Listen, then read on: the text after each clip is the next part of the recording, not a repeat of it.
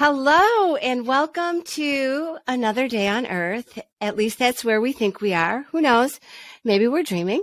And my guest today is going to give us a little bit more insight on all of that. Kathleen Webster O'Malley is the author of The Healing Wisdom of Dreams. Discover your true self through lucid dreaming, journaling, and visioning. And I have been fascinated with dreams for as long as I can remember. So I'm super excited about diving into this. Welcome, Kathleen. Hi, Teri. Thank you for having me. It's such a delight to be here and talking about one of my favorite things. Yeah, I love that in the beginning of the book, you talk about how your grandmother was your inspiration in connecting with your dreams. So let's talk about that a little bit. And I'm sure sure. I'd love to. So my maternal grandmother, she was my primary caregiver from infancy till just before I turned 5. And every morning we would talk about dreams. I also spent my summers in her care. So I would tell her my dreams and she would tell me what they meant. And and so that's really where it started. What's interesting in writing this book, I always had one of the most vivid memories I've had of my grandmother is of her sending us to the sea, my cousins, my siblings, and we would be in the ocean without, any adult supervision there. And the sea, she would say, go to the sea. And when I think about it now, the sea is really the perfect analogy for dreams because it's so vast and unending, and it's so much beneath the surface that we can't fully explore, but it's there for us. And so it feels like that, that to go to the sea, it feels more, I didn't realize it until now, what she was really saying. But yeah. And I love how you talked about how that you had a friend that you shared your dreams with. Like I always share my dreams with people. Mm-hmm. And several times during the week, my husband and I will both say, oh my God, this is what I dreamt about. Or my daughter will call me or my son will pop over and say, this is what I dreamt about. And a lot of times they'll want me to give them my version of what I think of it. Mm-hmm. And in the book, you talk about creating your own dream dictionary. Yes. And that was so perfect because I would say to them, well, I don't know. What does it mean to you? Right? What does that mean to you? And so that's one of the tools that I thought was very empowering.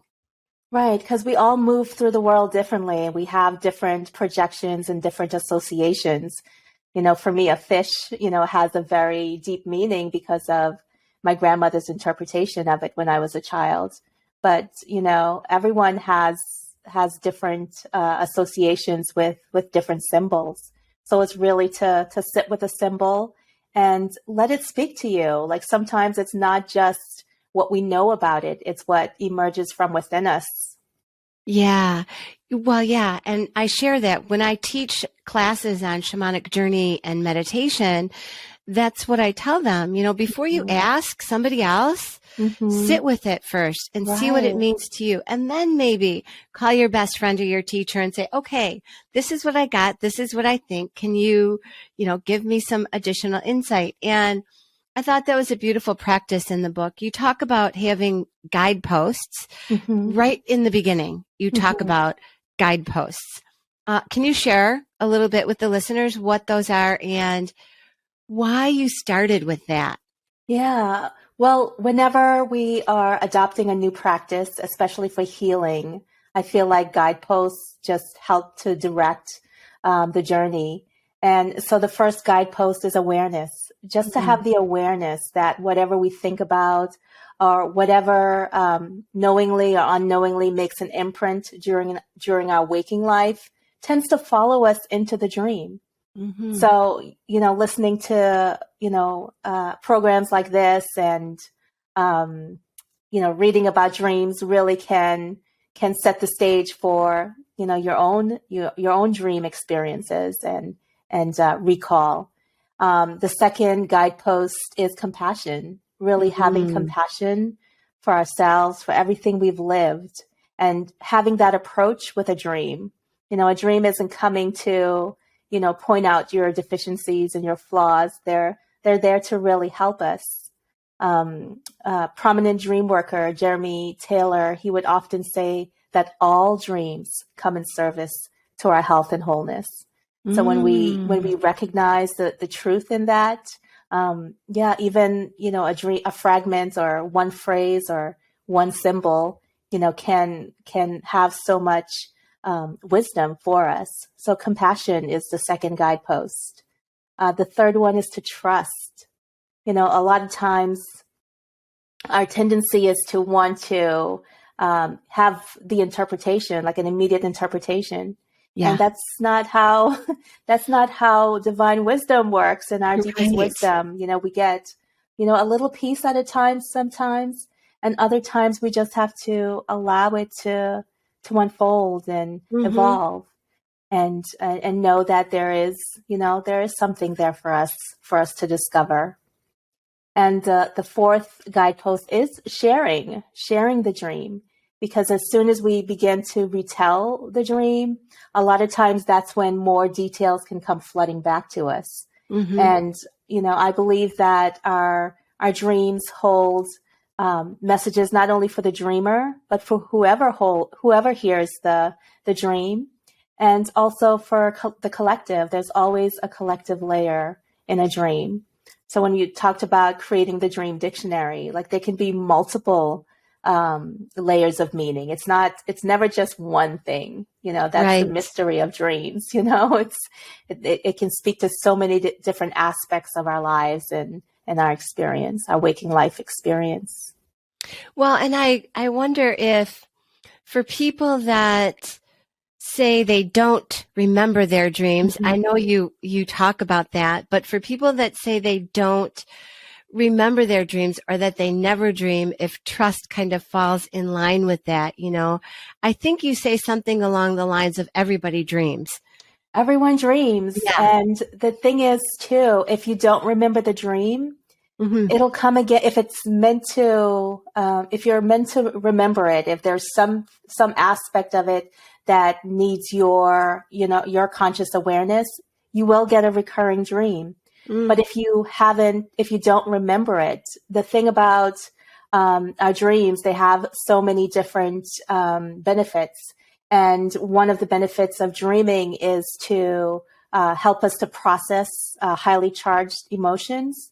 So if you have the awareness that you did have a dream, or even if you don't remember any of your dreams, it's to trust that they've already done what they needed to. You don't need to, remember it. Unless if you're getting enough sleep and doing everything because there are other elements too if you're not sleeping, obviously you're not dreaming. But if you are getting adequate sleep, then you are having dreams, and you're just not yet remembering them. And what do you think about recurring dreams? When people have the same dream or similar dream, or that the patterns are repetitive. Do you feel like there's something they need to address within that? Absolutely. Yeah, there's still a piece that's hidden in there, or, something that needs to be integrated. A lot of times recurring dreams take us back to a specific time period in our lives. And it's to really, in our, waking consciousness now, go back to that place. And that's why I love journaling, because it's just something about when that pen or, touches the paper, and we can, just follow, just asking, what am I meant to see here? What am I missing here? Just asking that of our deeper self, and just, seeing what comes, what streams into the consciousness. It's to pay attention to it. There's still some missing piece that's there for our healing. I love that within the book you share some of your dreams, and how if you had not written it down, you would never have correlated the experience. And I had not been journaling for a long time. So I really found great benefit in, I talk about it with journeying, but I wasn't concentrating on it as much when I was dreaming. And I really appreciated that thought that, yes, it gives you something to go back to. Are there dreams that you've had that come back to you more often than not, or have been recurring? And themes? Yes. I know you've talked about some Absolutely. different themes in the book, but can you share a Yeah. few with us? Well, the fish dream that I had when I was 15, I was walking on a beach and just saw a crib with a fish inside. And when I told my grandmother about that dream, she said it meant that someone was pregnant. And I said, oh, because of the crib. And she said, no, because of the fish. And I've thought about, it was actually just a few months ago, it might have been a month ago. I was thinking about, why did the dream give me a crib on the beach? Like, what about the crib? And what I realized is that if the fish wasn't anything else, I may not have paid attention to it, right? Yeah. But the fact that it chose a crib to catch my attention. Yeah. And I was thinking about the crib one day and, driving to work.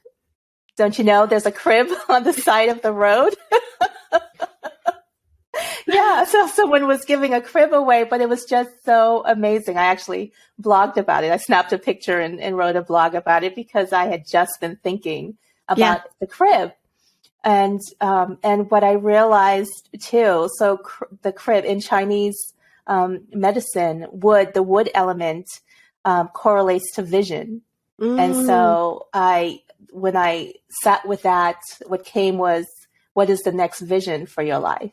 So it's so interesting how these images can show up and how they, show up in the dream first and then in waking life. It's just really fun to see the synchronicities. Yeah. And so have you thought about that? Like, we have time left and I usually ask this at the end, but since we're, talking about it and it just happened a month ago, what is the vision? Like, have you thought about what the next layer of Kathleen is going to? I know it's reveal? Evolving. It's so interesting too. Was it last week? Yes, last Wednesday, I woke from a dream of my grandfather, and he's been gone now for 33 years.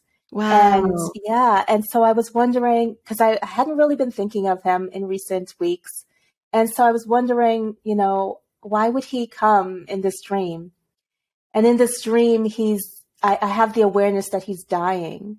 Oh. And yes, and dying in a dream, the mention of death or dying, it's really about transformation because death in waking life is the ultimate transformation. Yeah. And so he gets out of the bed when he recognizes me in the dream, and he goes over to a drawer. And my sense in the dream is that he's going to give me some instructions, right? He's going to pull out a document or a letter with written instructions. And he hands me shreds of paper in the dream. He places shreds of paper into my palm. And he goes back to the bed. And I notice my book is sitting on the bed and the tears coming down his face. And it felt as though he was saying, he was just so proud that here I am accepting and embracing all aspects of myself. Yeah. And sharing about dreams, so it just felt like such a confirmation. But, I was like, how am I going to piece this all together? Here I am looking for instructions as to what the next steps are. And, they're there. There was writing on the strips, but it was just in pieces. So the message seems to be, or the evolving message, that I get to decide what the next steps, how to put the pieces together and what the next steps will be. So I'm just, I'm listening, I'm noticing, I'm paying attention, and and I'm just seeing where it evolves, what comes next. I'm not 100% sure, but I'm open. I'm open to what comes next. Well, I certainly felt that so I'm giving you validation. Like as you were relaying the content of the dream, I kept hearing, oh, he's so proud of her.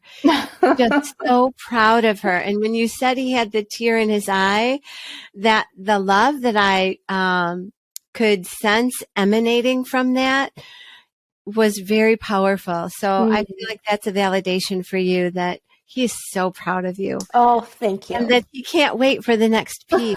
Oh, thank Can't you. wait for the next piece. Okay, this seems like a really good time to take a break for just a second. Okay. And when we come back, we're going to dive a little bit deeper into affirmations and lucid dreaming and the importance of both.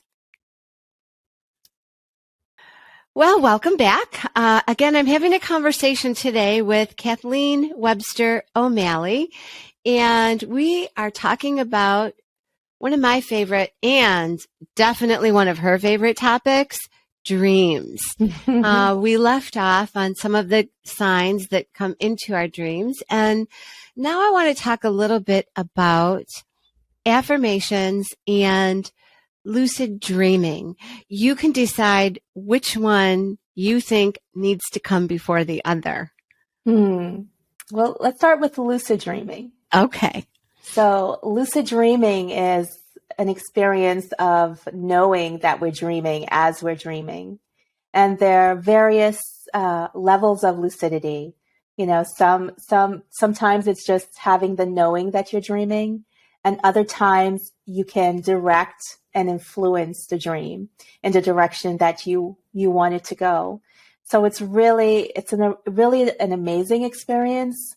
And it is something that can be learned, like with practice, as with anything else, just taking the time to have a practice.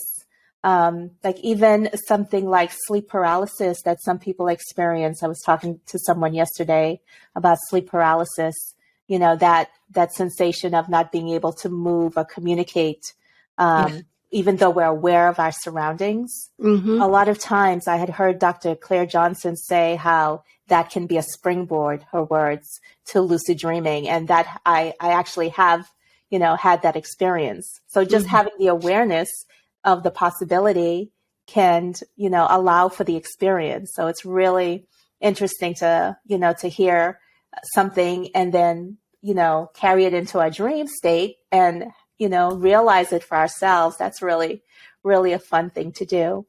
And lucid dreaming is a lot of fun, but I feel that it's also about really exploring, the nature of our consciousness. What do you say to someone who has a fear about that, about being able to step into their dreams? One of my clients asked me that, and I didn't have the answer except for to trust. I'm like, you just have to trust. If you're making that decision, you just have to trust. I mean, is there something that you would add beyond that? I would say, it's important to really honor what we're feeling. Yeah. And so if that step doesn't feel comfortable at the moment, I would say, maybe invite, because I think a lot of times what makes these experiences scary is that sense of being alone with it. And we could actually set the intention to have, a loving presence or some guide with us, so we're not experiencing it alone. Oh, I love that. So that might be helpful to her to have, a divine being or even a pet if she loves animals, like something that can create a sense of safety or allow us to feel a bit more empowered in order to experience to have the experience, so we're not feeling that we're alone with it. I think that would be my guidance. Yeah, I love that.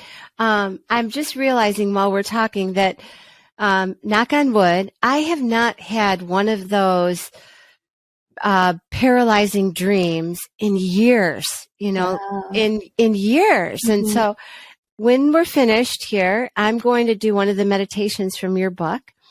And then I'm going to ask for some type of definition of that pivotal moment that shifted in my life because I used to have those all the time and I don't have them. Wow. Yeah. And those dreams where you're trying to scream and you can't. And, I mean, I have dreams now where I wake up screaming about spiders, but that's, my poor husband was going to have a heart attack one night because I said, get the spider in the middle of my dream.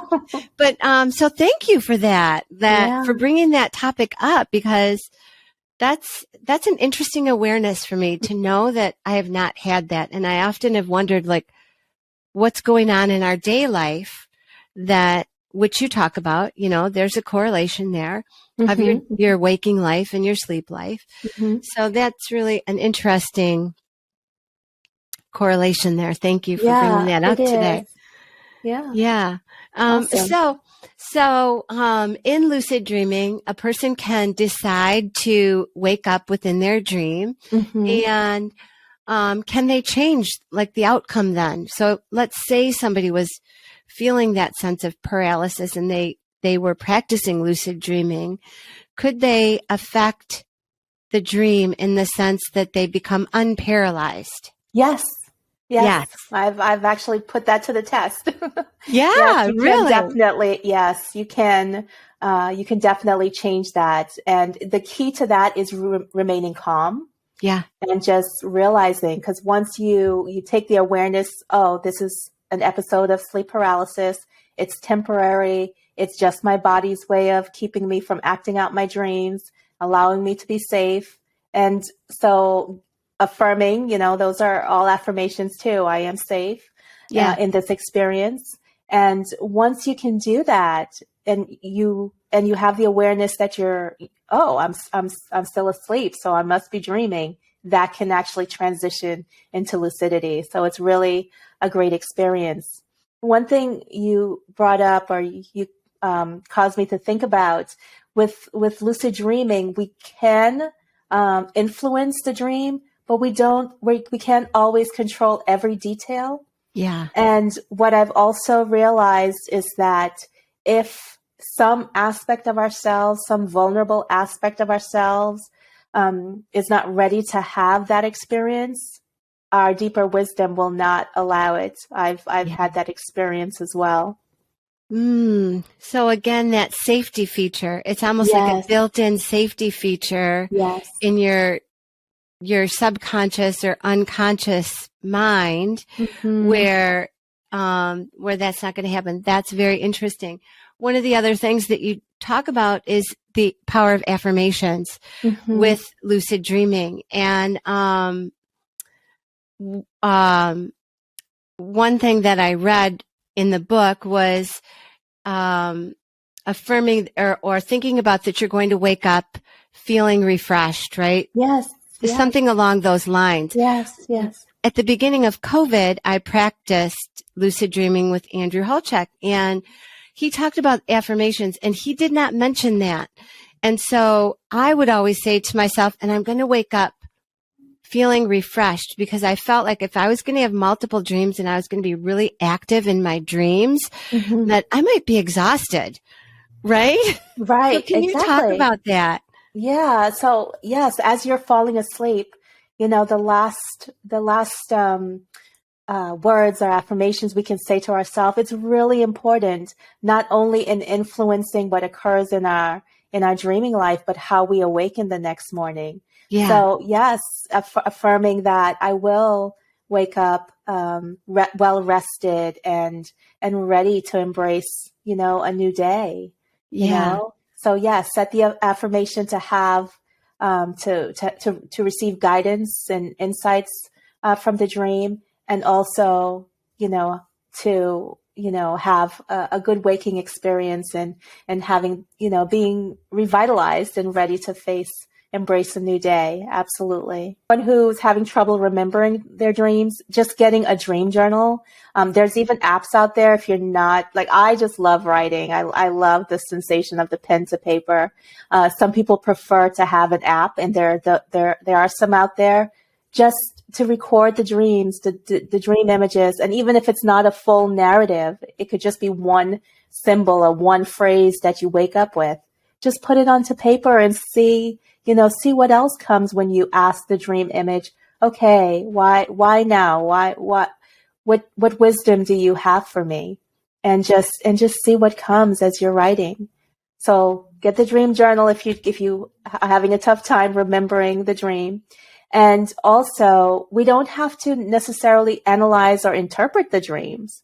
We can just keep a record, because it's always fun to look back, and just to see where you were and what was happening, or even when there's a precognitive dream, because a lot of times we don't know until after, because dreams are symbolic, right? They're not always literal. They come in symbols, but the symbols, the associations you have to those symbols, when something in waking life correlates, it's just really interesting to be able to see, because we're able to then recognize the connection between our dreaming life and our waking life, and just seeing how it all comes together. It's not separate. It's just one continuum.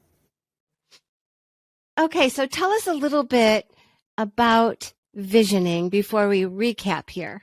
Okay, so visioning, I believe that we all come in with visions within us, and life has a way of allowing those visions to emerge. And so visioning is, for me, it's that sense of allowing the vision that's already within you to emerge, looking at your life experiences and just, seeing the thread and allowing what's already there.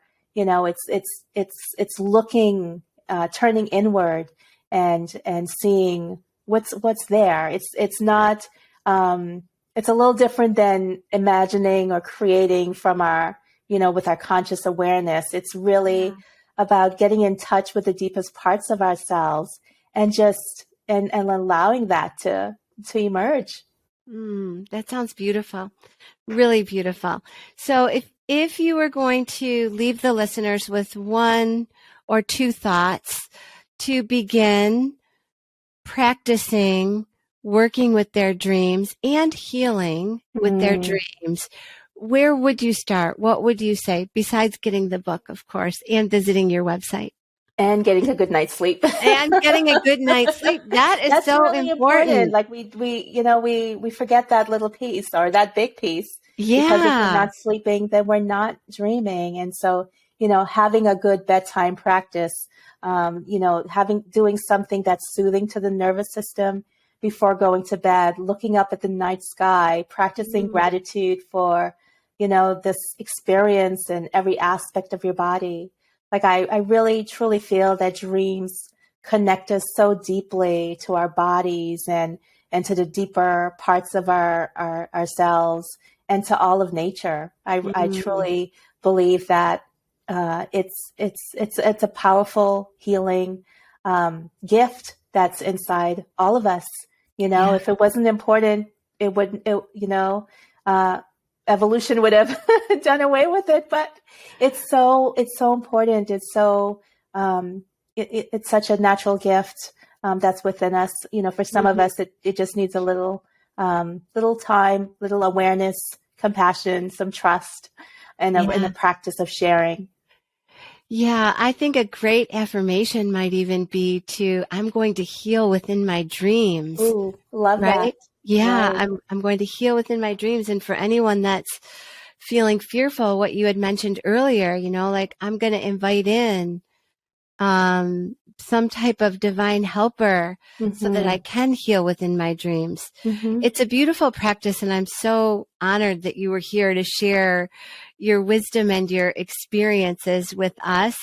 I remind you, listeners, it's the Healing Wisdom of Dreams, Kathleen Webster O'Malley, and you can visit Kathleen Messages. Oh, the message piece gets me there. And on social media, you can find her on social media.